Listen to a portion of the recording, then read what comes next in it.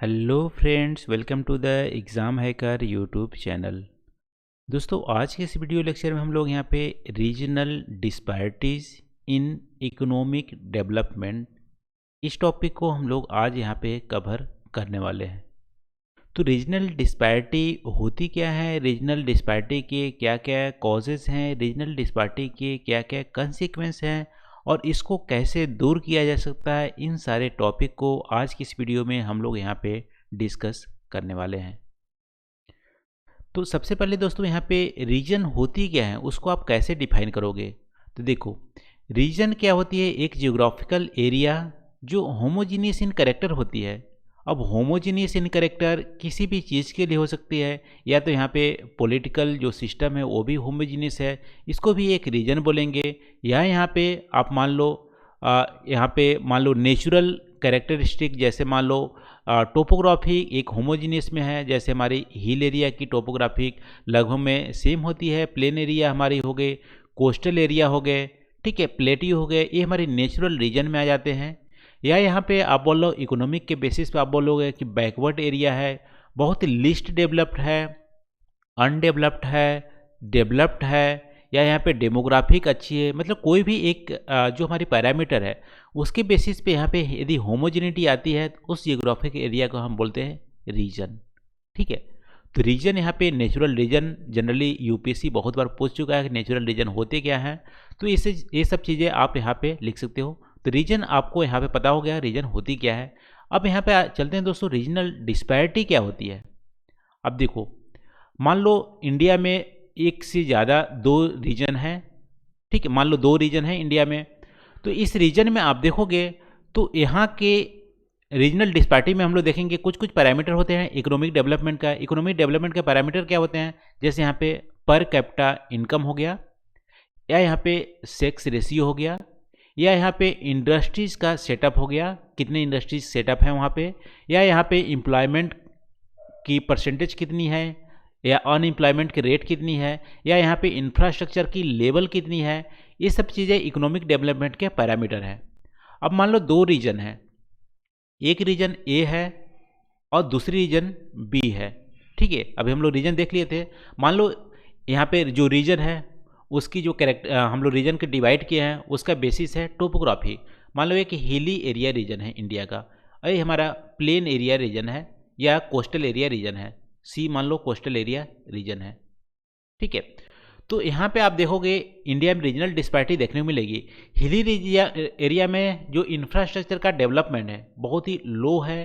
Plain area में आपको अच्छा खासा देखने को मिलेगा, कोस्टल एरिया में भी ठीक ठाक देखने को मिलेगा यहाँ पे इंफ्रास्ट्रक्चर डेवलपमेंट। और हिल एरिया में आपको पर कैपिटा जो इनकम है पीपल का वो भी लो देखने को मिलेगा। प्लेन एरिया में थोड़ा सा अच्छा देखने को मिलेगा, कोस्टल एरिया में और भी बेटर देखने को मिलेगा पर कैपिटा इनकम। और यहाँ पे जैसे कनेक्टिविटी आप देखोगे, हिल एरिया में पुअर कनेक्टिविटी होती है और प्लेन एरिया में थोड़ा ठीक ठाक कनेक्टिविटी है, कोस्टल एरिया में और भी अच्छा कनेक्टिविटी होती है। तो इकोनॉमिक डेवलपमेंट के जो पैरामीटर हैं उसमें डिस्पैरिटी देखने मिलती है। ठीक है, यहाँ पे लिटरेसी रेट हिल एरिया में हो सकता है अच्छी भी हो, जैसे मिजोरम बहुत ही अच्छी है, और उतनी अच्छी भी नहीं हो प्लेन एरिया में। तो ये सब चीज़ें जो इकोनॉमिक डेवलपमेंट के जो पैरामीटर है उसमें यदि डिस्पैरिटी देखने मिलती है तब हम बोलेंगे हमारी रीजनल हमारी डिस्पैरिटी है, इक्वल हमारा डेवलपमेंट नहीं हुआ है सारे रीजन का। ठीक है, तो ये आपको समझ में आ गया होगा। अभी हम लोग डिस्कस क्या किए हैं, रीजन होती क्या है, रीजनल डिस्पैरिटी होती क्या है। तो रीजनल डिस्पैरिटी में हम क्या देखते हैं, इनइक्वालिटी देखते हैं जो हमारे इकोनॉमिक के पैरामीटर होते हैं, जैसे per capita income, literacy rate, health and education facilities हो गए, बेसिक इंफ्रास्ट्रक्चर के अवेलेबिलिटी हो गए। ये सब चीज़ों में यदि डिस्पैरिटी देखने को मिलती है तब हम बोलेंगे कि रीजनल हमारा डिस्पैरिटी है, अनइक्वल डेवलपमेंट हुए हैं। वैसे तो इंडिया में अनइक्वल डेवलपमेंट आपको बहुत ही ज़्यादा देखने मिलेंगी। हिल एरिया हमारी जनरली पुअर हमारा डेवलपमेंट हुआ है वहाँ पे, प्लेन एरिया में थोड़ा ठीक ठाक हुआ है, कोस्टल एरिया में और भी अच्छा हुआ है। इसके अलावा आप देखोगे सदर्न इंडिया ज़्यादा ही डेवलप्ड है, नदर इंडिया एज कम्पेयर टू बहुत कम डेवलप्ड है। इसके अलावा हिमालयन रीजन और भी अंडर डेवलप्ड में आपको देखने को मिलेगी। तो यहाँ पे यदि कॉजेज़ की बात करें, क्या क्या रीजन्स हैं रीजनल डिस्पैरिटी होने का इंडिया में। देखो, रीजन में आपको यहाँ पे जियोग्राफिकल जो फैक्टर है एक तो यहाँ पे रिस्पॉन्सिबल है ही, लेकिन उसके अलावा हमारा हिस्टोरिकल फैक्टर भी रिस्पॉन्सिबल है, geographical factor, political factor, location specific factor और सोशल फैक्टर। अब देखो इसको थोड़ा सा एक एक करके यहाँ पे पॉइंट देख लेते हैं। हिस्टोरिकल फैक्टर में आप देखोगे तो ब्रिटिश इंडिया में के कुछ मेजर जो सिटीज़ थे, जैसे हमारा मुंबई हो गया, कोलकाता हो गया और चेन्नई हो गया, दिल्ली हो गया, इनको ज़्यादा फंडिंग मिली, इनको ज़्यादा ध्यान मिली। तो और इन ये बिजनेस के पर्पस से ज़्यादा ही फ़ायदेमंद थे ब्रिटिशर्स को। ये जो हमारी सिटीज़ थे वो ज़्यादा डेवलप्ड हो गए। तो यहाँ पे हिस्टोरिकल फैक्टर्स भी देखने को मिलेंगे। इसके अलावा मान लो कुछ सिटी, जैसे मान लो एंशिएंट इंडिया की जो सिटीज़ हैं, जैसे वाराणसी हो गया और लखनऊ नहीं, हमारे इलाहाबाद हो गए, ये भी आपको डेवलप्ड देखने को मिलेंगे क्योंकि एंशिएंट इंडिया में ध्यान दिया जाता था। तो हिस्टोरिकल फैक्टर्स में यहाँ पे पिलग्रिमेज या यहाँ पे पोर्ट डेवलपमेंट हुआ था या यहाँ पे ब्रिटिशर कैपिटल थी, ये सारी चीज़ें रिस्पॉन्सिबल होती है वहाँ की डेवलपमेंट के लिए। तो हिस्टोरिकल फैक्टर एक फैक्टर हो गया। फिर जियोग्राफिकल फैक्टर्स आप देखोगे तो जियोग्राफिकल फैक्टर्स में देखो कुछ जो टाउन है वो प्लेन एरिया में है, कुछ कोस्टल एरिया में है। कोस्टल एरिया में है तो वहाँ पे मान लो जैसे मुंबई हो गया, चेन्नई हो गया, कोलकाता हो गया, ये सब चीज़ें आप देखोगे तो वहाँ पे पोर्ट, नियर पोर्ट है, बिजनेस अच्छी हो रही है, तो वहाँ पे डेवलपमेंट अच्छी हो रही है। तो जियोग्राफिकल फैक्टर्स या लोकेशन स्पेसिफिक फैक्टर्स भी हमारे रिस्पॉन्सिबल होते हैं। जैसे हिल एरिया में बहुत ज़्यादा डेवलपमेंट आप नहीं कर सकते हो ईजिली, वहाँ पे रेलवेज़ की नेटवर्क नहीं बना सकते हो, रोडवेज भी कंस्ट्रक्ट नहीं कर सकते हो। तो ये सब चीज़ें की वजह से जो हमारी हिल एरिया है वो हमारी अंडर डेवलप्ड हो गई है। तो जियोग्राफिकल फैक्टर्स भी हमारी रिस्पॉन्सिबल है। जियोग्राफिकल फैक्टर में टोपोग्राफी हो गए और रिसोर्सेज का अनडिस्ट्रीब्यूशन, इक्वल डिस्ट्रीब्यूशन ना होना हमारी एक जियोग्राफिकल फैक्टर्स है। पॉलिटिकल फैक्टर्स में आप देखोगे तो कुछ जो स्टेट है वो अच्छे से वहाँ पे एडमिनिस्ट्रेशन किए गए हैं, जैसे तमिलनाडु हो गए, केरला हो गए, इसलिए वहाँ पे डेवलपमेंट अच्छी खासी देखने को मिलेगी।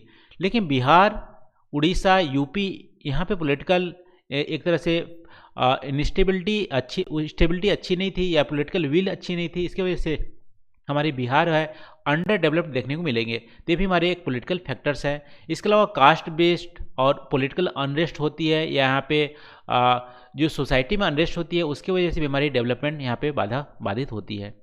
फिर लोकेशन स्पेसिफिक फैक्टर, देखो कुछ जो सिटीज़ है वो जैसे मान लो दिल्ली के सराउंडिंग वाले जो एरिया हैं वो डेवलप्ड हो गए हैं अच्छे खासे, क्योंकि वो लोकेशन स्पेसिफिक फैक्टर्स वहाँ पे काम करते हैं। दिल्ली वहाँ पे एक मेन फैक्टर है। दिल्ली के सराउंडिंग वाले जो पेरिफेरी है वो हमारी दिल्ली के चलते एनसीआर पूरा हमारा डेवलप्ड हो गया। इसी तरह से आप देखोगे तो मुंबई वाले रीजन या सूरत वाले रीजन वो यहाँ पे लोकेशन स्पेसिफिक फैक्टर्स की वजह से, पोर्ट होने की वजह से या मुंबई की बड़ी सिटी होने की वजह से सराउंडिंग रीजन ज़्यादा डेवलप्ड हो गया है। ठीक है, तो अम्लोग्रेशन जो होती है उसकी वजह से यहाँ पे लोकेशन स्पेसिफिक फैक्टर होते हैं, वो हमारी डेवलपमेंट के लिए रीजनल डिस्पैरिटी को यहाँ पे करते हैं। कुछ जो रीजन होते हैं ज़्यादा डेवलप्ड होने लगते हैं, कुछ हमारे रीजन होते हैं वो कम डेवलप्ड होने लगते हैं। और इसके अलावा दोस्तों सोशल फैक्टर्स भी रिस्पॉन्सिबल होता है। मान लो आप देखोगे गुजरात राजस्थान वाले रीजन में, वहाँ पे देखोगे बिजनेस क्लास अच्छी खासी है। ठीक है, गुजरात रीजन में, राजस्थान रीजन में बिजनेस क्लास अच्छी खासी है। बिजनेस क्लास का मेन मोटो होता है कि सेविंग करना। लेकिन आप वही झारखंड में चले जाओ, उड़ीसा में चले जाओ, तो वहाँ पे क्या होते हैं, ट्राइबल पॉपुलेशन मेन है। तो ट्राइबल पॉपुलेशन में जो उनका कल्चर है वो सेविंग करना नहीं है, उसको पैसे को यूज करना मेन फोकस होता है। ठीक है, तो वहाँ पे सेविंग नहीं होती है। सेविंग जब नहीं होंगी तो कैपिटल का फॉर्मेशन नहीं होगा, कैपिटल का फॉर्मेशन नहीं होगा तो डेवलप्ड उतनी अच्छी नहीं होंगी। तो यहाँ पे सोशल फैक्टर्स भी रिस्पॉन्सिबल होते हैं, कल्चर प्रैक्टिस भी रिस्पॉन्सिबल होता है कि वहाँ की डेवलपमेंट कैसी होंगी। तो इसकी वजह से कुछ जो रीजन है, जैसे हम लोग सोशल फैक्टर की वजह से झारखंड, उड़ीसा अभी भी हमारे अंडर डेवलपमेंट में आता है, और बिहार हमारे पॉलिटिकल फैक्टर्स की वजह से अंडर डेवलपमेंट में आता है। और जियोग्राफिकल फैक्टर्स में आप देखोगे तो हमारी जो पोर्ट सिटी है वो ज़्यादा डेवलप्ड है, और यहाँ पे हिल एरिया कम डेवलप्ड है। हिस्टोरिकल फैक्टर्स में आप देखोगे 4 मेजर सिटी का ज़्यादा डेवलप हुआ है। लोकेशन स्पेसिफिक फैक्टर में आप देखोगे तो जो 4 मेजर सिटीज़ हैं उसके सराउंडिंग वाले रीजन में या पोर्ट जहाँ पे नियर बाई है वहाँ पे हमारी लोकेशन स्पेसिफिक एडवांटेज है, उसकी वजह से ज़्यादा डेवलप न हो गई है। और उसके अलावा जो बाकी का जो पार्ट है वो हमारी अंडर डेवलपमेंट हुआ है, क्योंकि ये सारी जो पॉजिटिव फैक्टर्स वहाँ पे देखने को नहीं मिल रहे हैं। इसकी वजह से इंडिया में आपको बैकवर्ड एरिया भी देखने को मिलेंगे, बीमारू प्रदेश भी देखने को मिलेंगे, और हिल एरिया पुअरली वहाँ पे इंफ्रास्ट्रक्चर है। तो ये सारी चीज़ें रीजनल डिस्पैरिटी इंडिया में देखने को मिलते हैं। अब हम लोग देख लिए दोस्तों यहाँ पे कॉजेज देख लिए। अब हम लोग देखते हैं प्रॉब्लम्स क्या क्या होती हैं, रीजनल डिस्पैरिटी होती है। अब देखो, रीजनल डिस्पैरिटी जब होती है तो मेन यहाँ पे जो मेन यहाँ पे कंसिक्वेंस होता है उसमें क्या होता है कि एक रीजन में ज़्यादा यहाँ पे अपॉर्चुनिटी देखने को मिलती है, यहाँ पे एम्प्लॉयमेंट ज़्यादा देखने को मिलेंगी। एक रीजन, मान लो ये रीजन हमारे ए ज़्यादा डेवलप्ड है एज कम्पेयर टू बी, तो यहाँ पे इकोनॉमिक अपॉर्चुनिटी ज़्यादा देखने को मिलेंगी। यहाँ पे स्कूलिंग या जो अदर चीज़ें हैं वो ज़्यादा यहाँ पे अच्छी खासे होंगे, बी में हमारी कम होंगे। तो यहाँ पे जो अपॉर्चुनिटी का अनइक्वल डिस्ट्रीब्यूशन हो जाता है, उसके वजह से क्या होंगे, अनप्लान्ड माइग्रेशन होंगे। जैसे मान लो अर्बन एरिया में ज़्यादा डेवलपमेंट होता है, रूरल एरिया में उतनी अच्छी नहीं होती है, तो रूरल टू अर्बन होती है, या smaller town to bigger town हमारी माइग्रेशन होती है, तो अनप्लान्ड माइग्रेशन हमारे यहाँ पे बढ़ जाएंगे। सोशल टेंशन भी बढ़ेंगे, conflict with in local people भी हमारे बढ़ सकते हैं। यदि मान लो किसी के पास काम करने के लिए है ही नहीं, तो खाली बैठे रहेगा, तो क्या होंगे, वहाँ पे कन्फ्लिक्ट हमारे बढ़ने लगेंगे, तो कन्फ्लिक्ट विद लोकल पीपल होने लगेंगे। और यहाँ पे कुछ जो रीजन है वो ओवर यूटिलाइजेशन रिसोर्स होने लगेंगे, ओवर पॉपुलेशन हो जाएंगे, तो ओवर यूटिलाइजेशन होने लगेंगे। कुछ जो रीजन है वहाँ पे पॉपुलेशन उतनी अच्छी नहीं होगी क्योंकि डेवलपमेंट वहाँ पे नहीं हो रहे हैं, तो अंडर यूटिलाइज वहाँ पे रीजन हो जाएगा। ठीक है, ओवर पॉपुलेशन अंडर पॉपुलेशन वाली होने लगेंगी, ऑप्टिमम पॉपुलेशन वाली यहाँ पे जो होनी चाहिए ऑप्टिमम पॉपुलेशन वो नहीं होंगी। ठीक है, इसका नाम लेफ्ट विंग एक्सट्रीमिस्ट जैसे लेफ्ट विंग एक्सट्रीमिस्ट जैसे होते हैं, यहाँ पे नक्सलाइट वो सारी एरिया बैकवर्ड एरिया माने लगेंगे। जैसे इंडिया में भी कैसे देख सकते हो पॉलिटिकल इंस्टेबिलिटी होती है बैकवर्ड एरिया में, जैसे बिहार हो गया, यूपी हो गया। और यहाँ पे पैरेलल गवर्नमेंट भी होने लगेंगे अंडर डेवलप्ड एरिया में, जैसे नक्सलाइट अभी पैरेलल गवर्नमेंट चलाते हैं। ये सारी चीज़ें हमारी रीजनल डिस्पैरिटी होंगी, दो रीजन के बीच में यहाँ पे डेवलपमेंट नहीं होगा। इसके अलावा स्टेटहुड का डिमांड भी बढ़ने लगता है। जो जब कोई रीजन अंडर डेवलप्ड होता है तो स्टेटहुड का डिमांड होने लगता है, जैसे तेलंगाना आंध्र प्रदेश से डिमांड कर रहा है। ठीक है, अदर भी रीजन हमारे जो विदर्भा हो गए, सौराष्ट्र हो गए, वो भी हमारे स्टेटहुड का डिमांड कर रहे हैं। तो ये सारी प्रॉब्लम हमारे होने लगती है रीजनल जब डिस्पैरिटी होती है तो इसको अब देखो मेजर्स कैसे किया जाता है, कैसे इसको दूर किया जाता है रीजनल डिस्पैरिटी का। तो रीजनल डिस्पैरिटी को दूर करने के लिए रीजनल लेवल की प्लानिंग हमें करनी पड़ेगी, लेकिन उससे पहले सबसे पहले आइडेंटिफाई करना पड़ेगा कि जो हमारी बैकवर्ड एरिया है जहाँ पे डेवलपमेंट नहीं हुई है उसके क्या क्या रीजन्स रिस्पॉन्सिबल हैं, क्या क्या वहाँ पे लैकिंग हो रही है, और वहाँ पे क्या हमारे पोटेंशियल है। जैसे कुछ वहाँ पे रिसोर्स रिच है या क्या पोटेंशियल है, उसके बेसिस पे हम वहाँ पे हम प्लानिंग कर सकते हैं। तो बेसिक इंफ्रास्ट्रक्चर की कमी है या वहाँ पे इंडस्ट्रीज़ की कमी है, क्या इंडस्ट्रीज के सेटअप हो सकते हैं, वो सबको आइडेंटिफाई करके वहाँ पे उसी के स्पेसिफिक हम डेवलपमेंट का प्लानिंग कर सकते हैं। ठीक है, तो ये सब चीज़ें रीजनल लेवल की जो हमारी डेवलपमेंट की स्ट्रेटजी है कि उस रीजन को आइडेंटिफाई किया जाए, उसके रिसोर्सेज को वहाँ पे देखा जाए, कौन कौन से रिसोर्सेज वहाँ पे अवेलेबल हैं, क्या क्या इंडस्ट्रीज़ का सेटअप हो सकता है। ये सब चीज़ों को प्लानिंग करने से रीजनल डिस्पैरिटी हमारी दूर हो सकती है। तो ये रहा दोस्तों हमारी रीजनल डिस्पैरिटी के बारे में। आज हम लोग डिस्कस किए रीजनल डिस्पैरिटी होती क्या है, इंडिया में रीजनल डिस्पैरिटी होने के लिए क्या क्या रीजन्स रिस्पॉन्सिबल हैं, कॉजेज़ हैं, प्रॉब्लम्स भी देखे हम लोग, और इसको कैसे हम टैकल कर सकते हैं। टैकल करने के लिए रीजनल लेवल की डेवलपमेंट स्ट्रेटजी बनाना बहुत ज़रूरी है। जो मल्टी लेवल प्लानिंग है हमारी वो भी हम यूज कर सकते हैं, डिसेंट्रलाइज प्लानिंग यूज कर सकते हैं। और यहाँ पे रीजनल स्पेसिफिक हम जो हमारे डेवलपमेंट है, जैसे हिल एरिया डेवलपमेंट जो चलाए हैं, और coastal area development, islands development, और यहाँ पे जो भी हम बैकवर्ड एरिया डेवलपमेंट जो हमारी प्लानिंग स्ट्रेटजी अपनाए हुए हैं उसी को अच्छे से इम्प्लीमेंट करने से हमारी रीजनल डिस्पैरिटी हमारी कम हो सकती है। तो आज के लिए बस इतना ही दोस्तों। आज हम लोग regional disparities in economic development आज हम लोग डिस्कस किए।